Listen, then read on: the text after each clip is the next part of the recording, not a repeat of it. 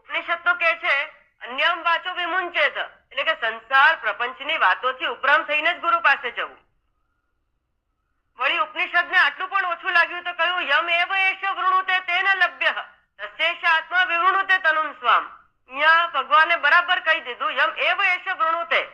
એષ એવ એવ એટલે જ, માત્ર જે મારી વરણી કરે છે, જે મારા પરમાત્માની પસંદગી કરે છે કે ઈશ્વર સિવાય બીજું કંઈ જોઈતું નથી.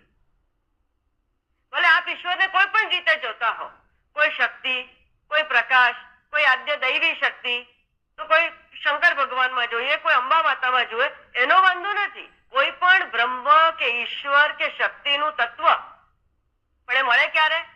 એમ એ વયસ માત્ર એની જ વરણી કરો તો મળે. એના પછીનું જેટલું લિસ્ટ છે એ કાઢી નાખવાનું, તમારા લિસ્ટને ઇરેઝ કરી નાખવાનું. લિસ્ટ એટલે પસંદગી, પ્રાયોરિટી.